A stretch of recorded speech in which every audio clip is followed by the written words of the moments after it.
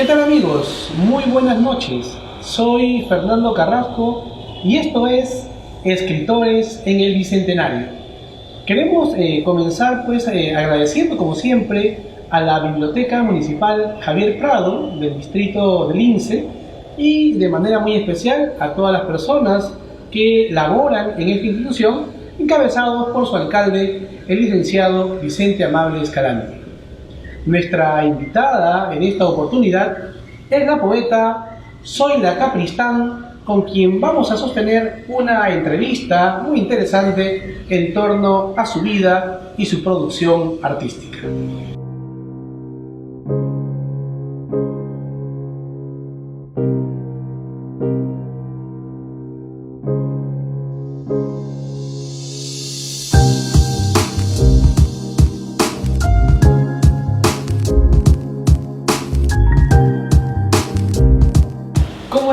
Querida Zoila, muy buenas noches. ¿Qué tal? Bienvenida a Escritores en el Bicentenario. Detengo, por favor. ¿Está grabando? Listo. Muy buenas noches, querida Zoila. Bienvenida a Escritores en el Bicentenario. Buenas noches, Fernando Carrasco. Muchas gracias por haberme invitado y gracias también al alcalde y a este centro cultural que no lo conocía, pero me parece magnífico. Sí, pues es interesante cómo se viene apoyando la cultura, la literatura de manera específica también dentro de esta biblioteca. Zoila, vamos a conversar sobre tu producción literaria, pero me interesa indagar primero un poquito sobre tu formación literaria. Tú eres de Cajamarca y cuéntanos un poco, pues, cómo es que te inicias en el mundo de las artes, cómo se va desarrollando en ti esa inquietud por la literatura, pero también por las artes visuales, porque has desarrollado todo un documental muy interesante, he podido verlo, sobre el poeta Leoncio Bueno. Cuéntanos sobre tus inicios en el arte. Mira, vamos a explicarlo. Yo soy de Cajamarca, pero nací en un distrito que se llama Chiquete, que es un pueblito chiquito, bien chiquito, y que he tenido la suerte de que mi padre me gustaba la poesía. Entonces mi padre, así como esta biblioteca, tenía en bibliotecas tomos de libros, antología más que todo, ¿no? De diferentes poetas. Y bueno, yo desde muy pequeña, desde que aprendí a leer, comenzaba a leer tomos de poesía sin saber que realmente el autor, a veces me piden qué autor te ha influenciado, para mí es difícil, porque yo he leído todas las voces de autores que son coro, entonces nunca pude, menos de niña, no se diferencia al autor, solamente se lee la poesía. Así ha sido mi inicio en el gran mundo poético. Y ahí solamente había radio y libros, en ese pueblito no había televisión, no había nada. Entonces los niños nos encaminábamos a leer o a escuchar la radio. Muy interesante, ¿no? Vivir en un pueblo pequeño y estar rodeado de libros es un inicio, digamos, de mucha suerte para alguien que luego va a estar pues tocado por la literatura, ¿no? Y dime, Zoila, ¿y este gusto también por las artes visuales, por los documentales, cómo te nace también esta inquietud por desarrollar estos trabajos? Como te dije, no había radio y había libros, pero yo tenía la suerte de tener unas amiguitas que vivían en Trujillo. Entonces en Trujillo era una ciudad ya más cosmopolita y había pues artes visuales.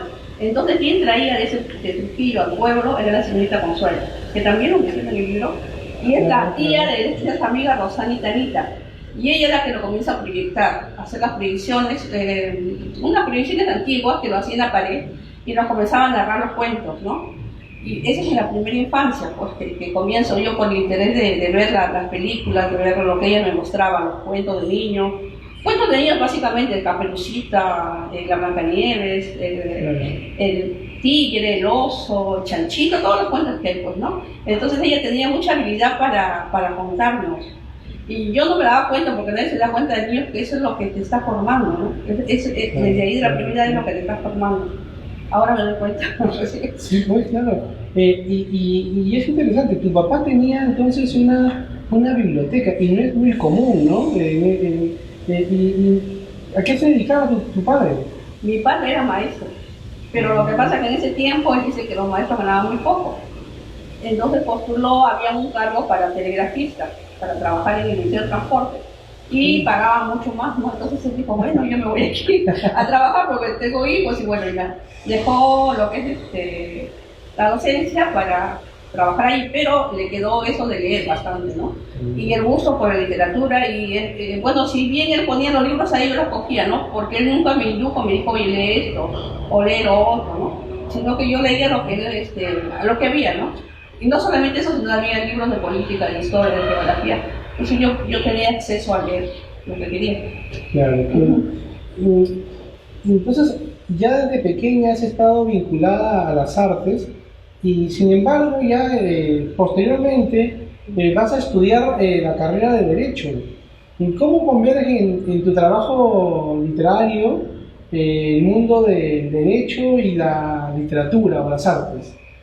Y de nuevo mi padre.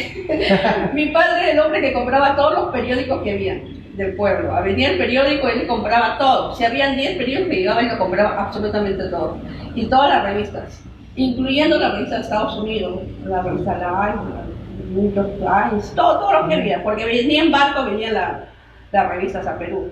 Y también había en castellano. Entonces él compraba selecciones, me acuerdo también en ese tiempo. Entonces yo leía eso y todos esos asuntos políticos.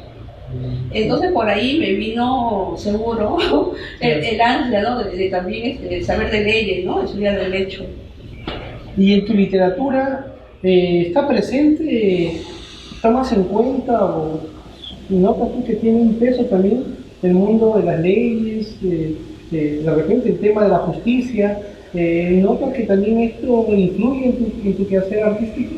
Yo creo que sí, toda lectura, todo libro nos influye, todo. Tú lees un libro y abres un mundo, ¿no? Y de repente ahí te encuentras a ti mismo, porque también hay que tener una vocación, una sensibilidad que te nazca, como para que puedas también poder asimilar, ¿no?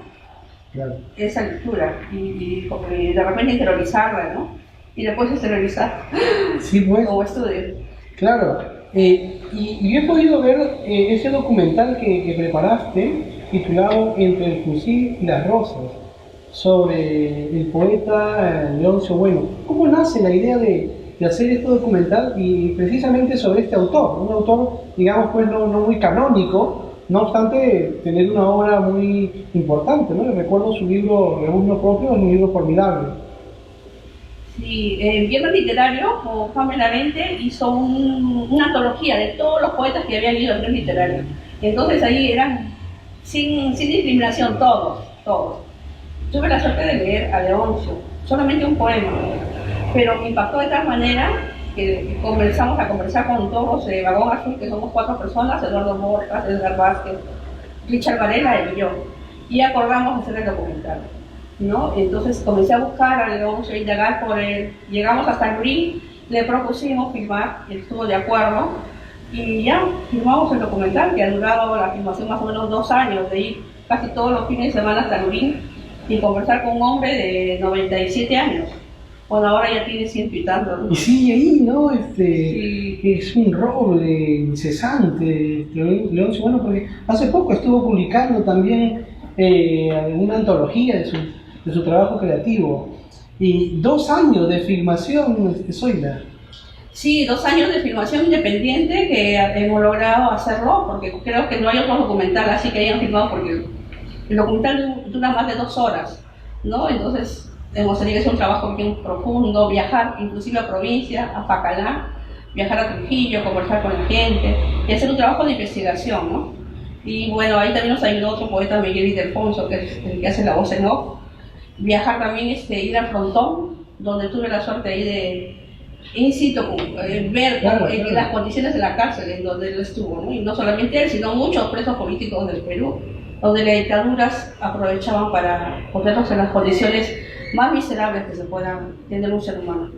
Es un documental muy importante porque nos muestra la vida, la épica de un poeta y al mismo tiempo también de un luchador social. Recomendamos entonces a los amigos, está en el YouTube. En YouTube, ¿no? Sí, lo hemos subido de manera gratuita, pueden ver el documental. El documental titula Entre el fusil y la rosa.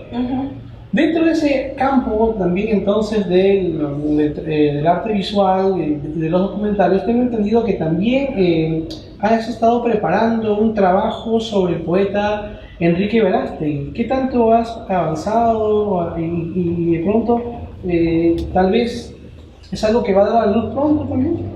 El documental de Verástegui ya habíamos concluido, solamente faltaba hacer una toma pero pequeña, solamente una toma tocando la guitarra y un violín, o sea, es una toma artística, se puede decir, ¿no? Pero justo un fin de semana anterior a que él muera, ya no lo pudimos hacer porque ya no estaba físicamente, ¿no? Y eso nos dejó un gran vacío, un gran dolor, personalmente también. Y ya no pudimos terminar, es más, vino la pandemia y ya tampoco se ha podido terminar, estamos en la fase de edición y también de algunas tomas que nos falta concluir en Cañete y con eso ya se ha terminado el y haciendo más o menos un aproximado para los amigos que son seguidores de la poesía, pues también de este extraordinario poeta Enrique Verástegui, más o menos para cuándo crees tú lo podrían tener ya terminado ese documental? Yo creo que pase la pandemia porque tenemos que trasladarnos con todo el equipo, llevar allá y a veces la gente no está ahí a ir, ¿no? Y no hay condiciones, pero yo creo que cuando se den las condiciones, que ojalá sea el otro año, ya podemos hablar de publicarlo, ya sacar a la industria documental. Qué bueno. Que es uno de los poetas más importantes del Perú y del mundo, podría decir, ¿no? Sí, libros pues como En los extramuros del mundo, Ángelos Novus, ¿no? Y Monte de Voce y otros son libros que sin lugar a dudas van a quedar ya dentro de lo que es la poesía peruana. Y ya hablando un poquito sobre tu producción poética, Zoila, tú comienzas con este libro titulado Bajo Cero. Yo he releído el texto para nuestra entrevista y efectivamente veo que es un libro todavía donde desarrollas una temática bastante dispersa, ¿no? Es una mirada que contempla la sociedad, al ser humano contemporáneo, desde una perspectiva bastante crítica y cuestionadora. ¿Qué nos puedes decir tú sobre tu primer trabajo poético? Bajo Cero es un abanico de posibilidades y un abanico de situaciones y de hechos que se vienen dando, ¿no? Toda la historia mía personal y también se trata de historia del pueblo donde he nacido, de la sociedad, del hombre en sí. Bajo Cero es un libro que me ha traído muy buenas satisfacciones, se puede decir. Ha sido publicado también en México, una edición pirata, por supuesto. Y bueno, felicito a los piratas por haberse tomado la molestia y hacer su interrogación, ¿no? Mira, allá en México se ha reproducido el texto. Sí. Qué bueno. Y bueno, es un libro que ya fue publicado en el 2010, bastante tiempo. Mientras tanto, he seguido escribiendo. Tengo algo de 4 libros más de poesía que voy a sacar y el otro año a la luz. Sí, y este libro cierra con algunos poemas donde ya hace referencia al pueblo, donde el yo poético pues, nos muestra que es el ámbito rural. Hay referencias también a la niñez, ¿no? A la infancia, y se hacen referencias también a otros temas más íntimos y al mismo tiempo más desgarradores, ¿no? El dolor, la soledad, el sufrimiento. Y yo creo que este libro cierra con unos poemas que de alguna manera se prolongan en esta nueva publicación. Este libro acabas de publicarlo recientemente, ¿no? Palabras que reservo para las tinieblas. Sí, ese libro, coincidencia, me entregaron el 28 de julio. Increíble, sí. Es un libro del Bicentenario y también después de Bajo Cero, si bien cierro con unos poemas que son de la niñez, de referencia, he seguido escribiendo sobre este tema, ¿no? Hasta concluir y ver que tenía formado un libro. Entonces, con mi editor hemos estudiado qué poemas van a ir y qué no. Y ha salido este poemario, Palabras que reservo para las tinieblas. Porque este ya es un libro, digamos, que tiene una unidad, digamos, definida, ¿no? Giran en torno a un periodo, digamos, de la vida, en este caso del yo poético, y sobre todo podríamos decir que es un libro que indaga en torno al tema del dolor, ¿no? Que se sumerge en cuanto al tema del dolor. ¿Qué nos podrías señalar al respecto? Cuando uno es niño no ve el dolor, ¿no? Parece que todo se normaliza. O sea, cuando uno es niño, si sufres algo, parece que está bien, porque los padres tienen derecho a corregirte, entre comillas, ¿no? O hay una autoridad mayor que dice que eso debe ser así. Entonces, como que te imponen un sistema, un método de vida que ahora lo veo a lo lejos que no fue el mejor. Y de repente, si hay un poco de rabia contenida, la rabia solamente es un dolor, ¿no? Es una herida. Y al mismo tiempo podemos decir que el libro en ese sentido busca también saldar cuentas con el pasado, ¿no? O también una suerte de hacer catarsis frente a todo aquello que se ha vivido, ¿no?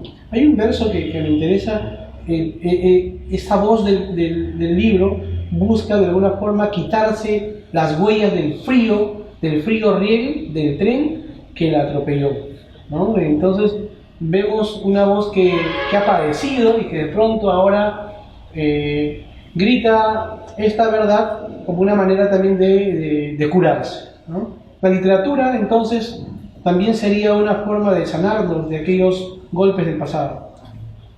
He tenido la suerte, como te digo, de leer poesía de niña y creo que eso es lo que me ha sostenido toda la vida. O sea, leer poesía como que te abstrae de toda la realidad y te metes a otro, ¿no? Y un mundo de belleza, ¿no? Y un mundo deslumbrante para mí, extraordinario.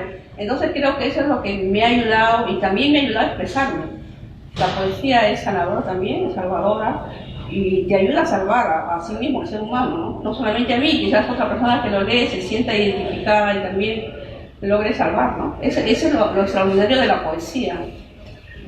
Sí, y en este libro, en este poemario, Palabras que reservo para las tinieblas, vas mostrando ciertos momentos, ciertas vivencias de la infancia y al mismo tiempo traes al presente la voz de estos seres o de estas personas que de pronto aparecen de manera directa con sus expresiones de represión, de condena, ¿no?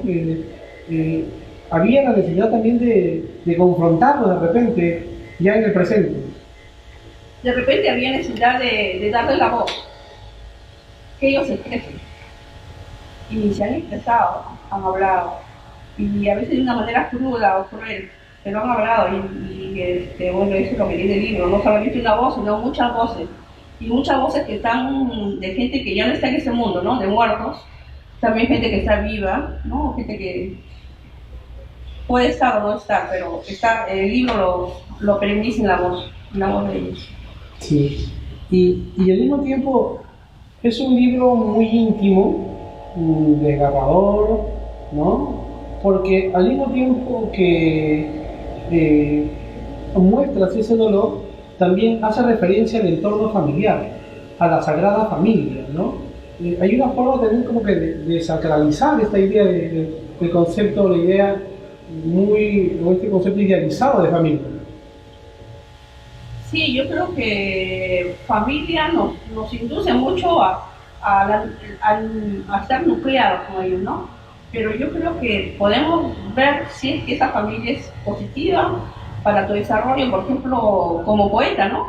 Yo te digo una experiencia, en mi casa, bajo cero una hermana me pidió 100 libros para que lo venda ya, pero cuando lo leyó me lo regresó y me dijo nunca más vuelvas a traer ese libro.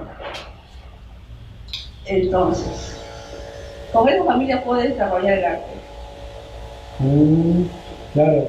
Pero no todo es dolor y lamento en el texto, porque también nos encontramos con algunos versos o poemas donde finalmente parece se nos muestra una luz, ¿no? O sea que finalmente hay una esperanza de que no todo va a ser oscuro, sino que se tiene fe, ese hablante lírico se aferra a una luz que de alguna forma tiene que llegar alguna vez. Sí, y esa es la poesía en sí.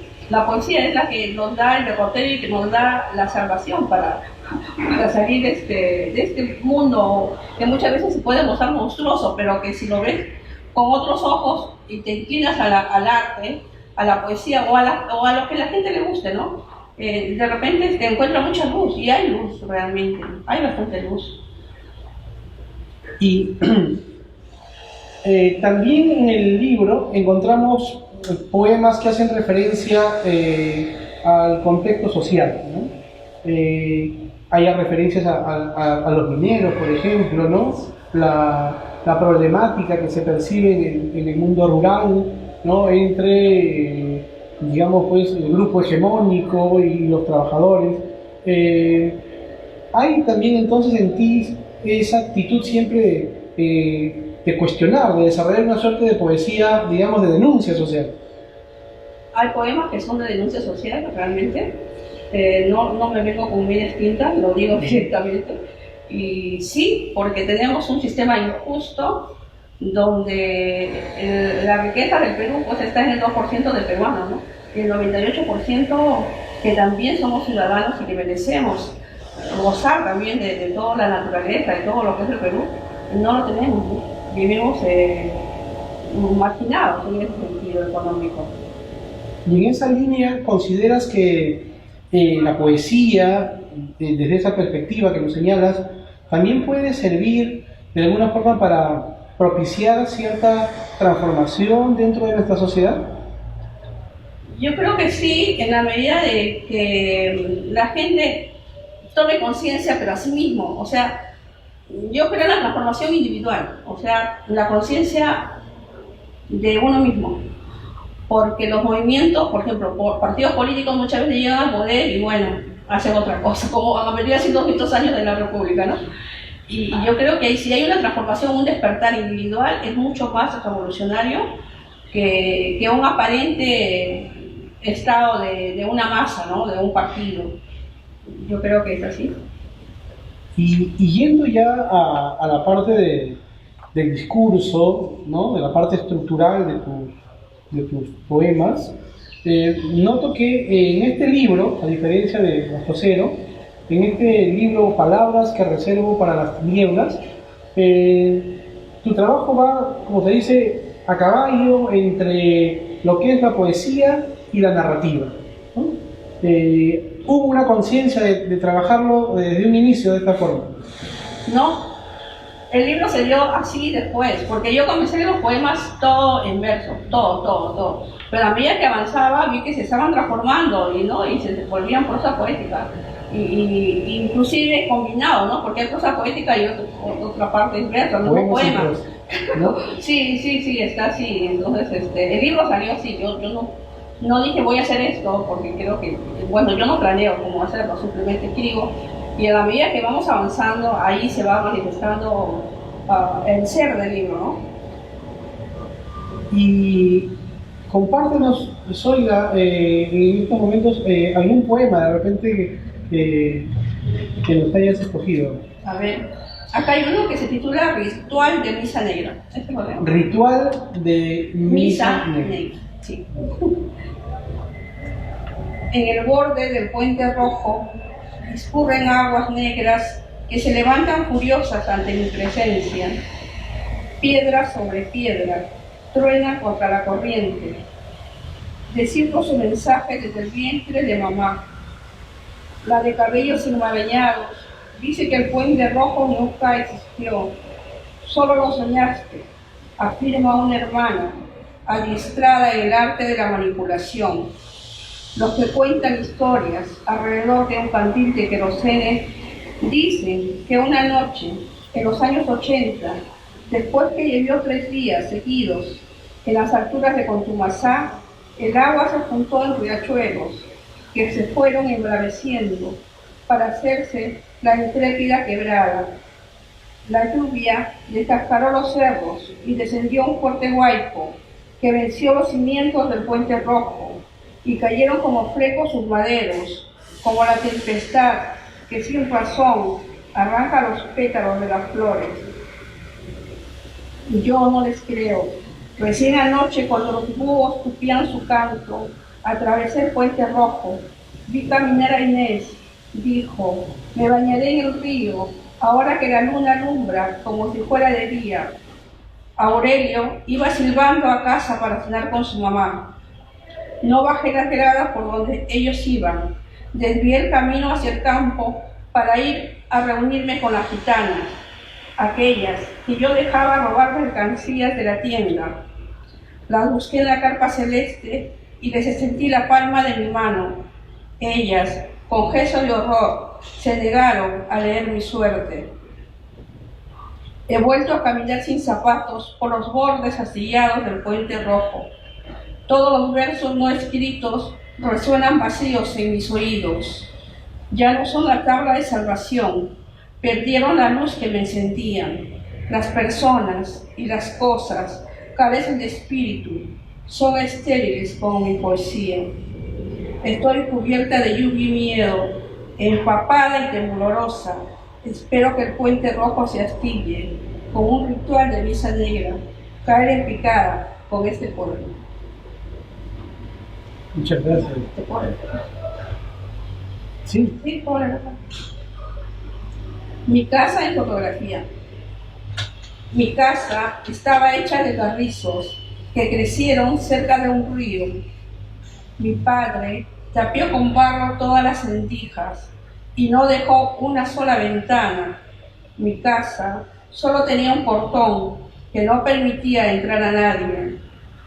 El sol se filtraba por los huecos oxidados de las calaminas. Me inmovilizaba frente a esa luz que parecía una estrella. El astro que florecía desde ese pequeño agujero calentaba las palmas de mis manos. Descubría figuritas de arcoíris destellando dentro de ellas. Mi casa tenía un árbol de espino que prodigaba espinas para reventar pus de mis heridas. Nunca dio frutos, pero fue madre adoptiva de los tordos y las chigalas, de los pájaros que ahí hacían sus nidos, de los gallinazos que me visitaban por las tardes sin que nadie se percatara. Después de años transité por la casa de mamá. Ella quiso limpiar mis huellas, derribó las paredes de quincha donde inhumé tormentos. Mi casa no existe, mi casa solo está en mi memoria, en la fotografía. ¿Y qué siente la poeta Zoila Capistán una vez que ya se ha publicado este libro? ¿En qué medida ha esto influido dentro de tu esencia, ¿no? de tu persona? Publicar un libro es como dar a luz a un hijo, y es verdad, porque hay todo un sentimiento encontrado, pero cuando ya ves el libro escrito, da mucha alegría para comenzar, pero como tú definibas que hay mucho dolor también. Claro, mi pregunta apuntaba más en ese sentido, ¿no? ¿En qué medida te transforma o te ayuda a haber exteriorizado todas estas experiencias, ¿no? Vividas pues en el pasado, como hemos dicho, porque es un libro que tiene mucho de autobiográfico. Es un dolor poetizado. Y en ese sentido, yo me siento bien de haberlo publicado, de haberlo poetizado, de haber podido hacer ese dolor un arte, llevarlo más allá, ¿no? Y como hay muchos autores también que lo han hecho, creo, y me parece que por ese camino, a ser auténticos, ¿no? Con lo que uno escribe, con lo que uno me dice, ser fiel, mostrarte bien, creo que es importante para un artista, para un poeta. Claro, y eso es muy importante, ¿no? Porque es lo que vemos en tus dos textos, ¿no? Que de alguna forma es una voz que se sumerge en sí misma y que hace poesía a través de sus demonios interiores, como se dice, ¿no? Y trae esa colación la idea de que de pronto hay autores que consideran que no son del todo, digamos, fieles con estos temas. Yo creo que sí, aunque me van a reprochar, pero es cierto, porque y mayormente lo hace, creo, que los académicos, ¿no? Porque, no sé, se pegan tanto a una estructura, de repente, antiguamente, pues, por la métrica, ¿no? Y la rima y todo lo demás, que pierde la poesía cuando tú lo encajonas, pero dices, oye, escribe así, ¿no? Y no, pues no es así. O sea, creo que la poesía es un arte, y todo arte no puede estar sujeto a nada, ¿no? A no ser que a la genialidad del propio autor, del escritor. Claro. Yo también iba por el lado de que no solamente por el lado estructural, sino de repente escribir sobre el tema, porque pronto ese es el tema que está en boga, que es lo que más gusta o lo que más vende. Por ese lado también notas esto. No, porque como dice Bajo Cero, yo lo escribí ya desde el 2000, lo publiqué en el 2010, o sea, mucho antes, ¿no? Y ya que esto de que Bajo Cero tiene continuación casi de ellos, ¿no? Entonces no ha habido ninguna intención de eso, es más, eso es más creo que es también la narrativa, ¿no? Pero no ha habido ninguna intención. Claro, yo me refería más justamente a lo que estabas diciendo, que tú, y eso lo confirmo, eres bastante fiel a tus temas, a esto que te viene pues de muy adentro, y te señalaba la idea de que en otros casos sí los hay, ¿no? Y entonces te preguntaba si es que también en el caso de la poesía notabas tú que hay entonces autores que sí se van de repente por ese lado. Yo creo que la poesía te llama a escribir sobre algo. Para mí, o sea, pero no hay nada pensado, no hay nada estructurado. Es más, tú sabes que yo no estudié literatura, o sea, no tendría de repente la formación académica como para orientar y decir, bueno, acá voy a escribir sobre eso, encajonarlo acá, ¿no? No hay. Es más, yo cuando escribí este libro, paralelamente he escrito 3 libros más de poesía, que los voy a publicar este año 1 y el otro año 2. O sea, son 4 libros. Después de Bajo Cero escribí 4. Este es el primero que ya debió ser publicado hace 3 años, pero sabes que los poetas no nos dejan, no, corrige y no hay cuando publique. Encima viene la pandemia y tampoco he podido publicar, ¿no? Háblanos. Pero ahora sí voy a publicar todo porque ya con lo que me ha pasado. Háblanos primero de esos libros que has terminado. ¿Cuál es qué estás trabajando en estos libros? Ya, ¿Tienen títulos ya? Sí, el tercer libro se llama Código Morse, ya estamos viendo la carátula. Código Morse. Código Morse.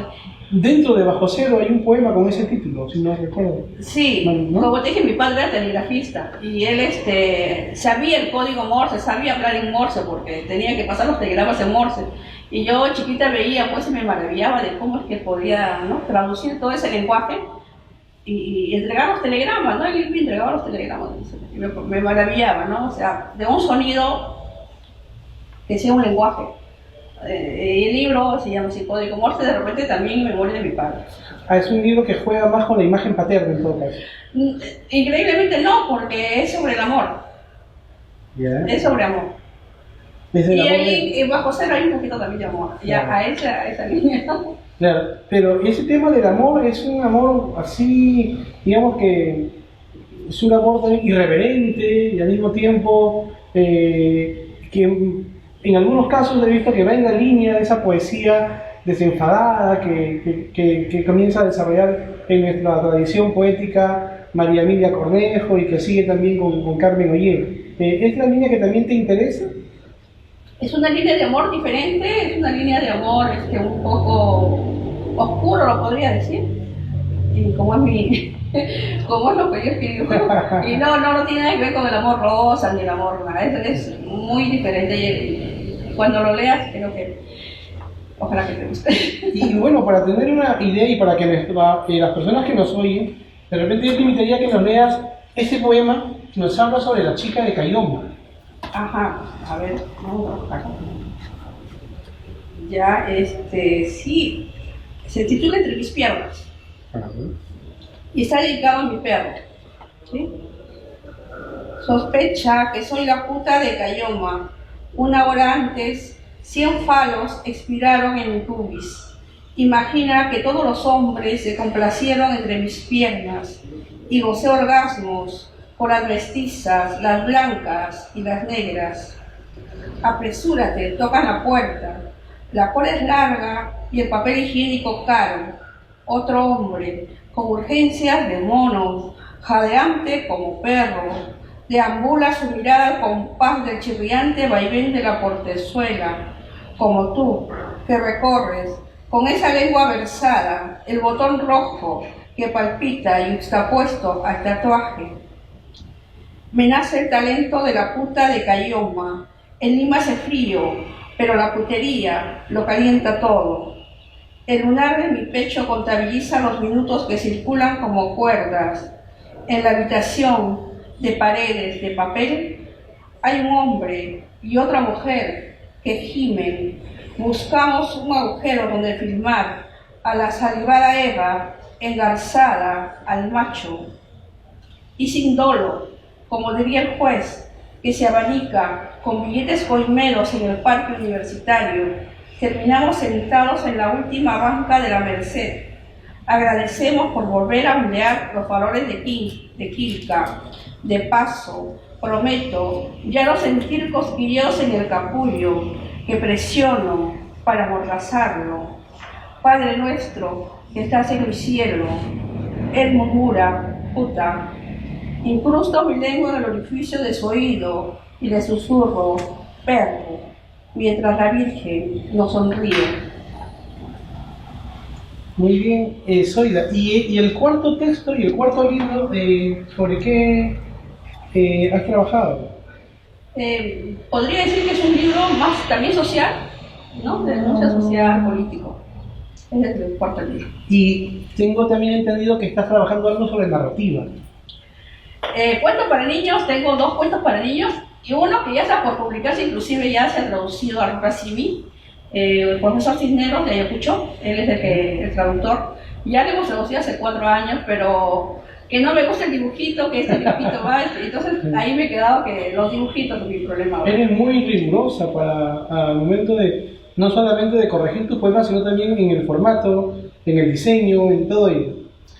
Yo creo que tienes que controlar todo, porque si no te puede dar un libro que no es de tu agrado, y pienso que el libro primero tienes que agradar al autor, ¿no? No solamente en el fondo, que lo hago durante años, sino también en la forma, ¿no? En la forma también es tan importante, como decía, es intelectual, no me acuerdo su nombre, pero decía que es tan importante el fondo y la forma, y yo en ese tiempo lo escuchaba y decía, no sé, pues lo tomaba así nomás, ¿no? Como una voz. Pero ahora me doy cuenta que tenía razón, pues es tan importante el fondo como la forma. Por eso con este libro me esperaba mucho más que Bajo Cero, y bueno, ha salido, creo que la tapa dura le da otra estancia. Es una bonita edición. ¿Con quién has sacado el libro? Este libro lo saqué con Vagón Azul, editores, y en convenio también, en coedición con Nota Cerros. Han hecho un bonito trabajo de edición. Te felicito entonces, Zoila, por tu producción literaria. He leído Bajo Cero y sobre todo he leído con mucho detenimiento esta última publicación. La verdad me ha gustado muchísimo. Creo que es uno de los libros de poesía que muestra pues ese desgarro interior de una manera estética, con un vuelo estético, digamos, bastante alto, ¿no? Te felicito por eso. Y para terminar, querida Zoila, nosotros aquí en nuestra biblioteca, Javier Prado, tenemos una sección de literatura extranjera y también nacional, y me interesaría pues que nos escojas un par de libros y nos comentes. Hola, esa magnífica biblioteca del municipio de Lince he escogido William Shakespeare. William Shakespeare es un autor que yo he leído en mi adolescencia, obras completas, y que me parece un magnífico autor, que no solamente habla de la realidad en su época que le tocó vivir, sino también habla de la política, ¿no? Y la política es uno de los temas que también me interesan. Les voy a leer algo pequeño. En la escena 3 del rey, he mandado llamar y enviado a buscar el cadáver. ¡Qué peligroso es que ande ese hombre suelto! Y sin embargo, no conviene que le apliquemos todo el rigor de la ley. Es muy querido por la multitud fanática, que no opina con sus juicios sino con sus ojos. Y cuando tal ocurre, se toma en cuenta el castigo del ofensor, pero jamás la ofensa. Es un libro muy interesante que les recomiendo leer. Si pueden venir acá a la biblioteca sería magnífico, o también conseguirlo en su librería más cercana. También he encontrado el fundamental libro de Martín Adán. Acá le voy a leer un poema que es, acá dice: a la voz de Hidraga, ruge y gime, mudo, cuando mi flor desciende late, destino sin desgane que lo cate. Mi ultimidad, mi insuficiencia dime, cuyo incorpóreo así y así se abate.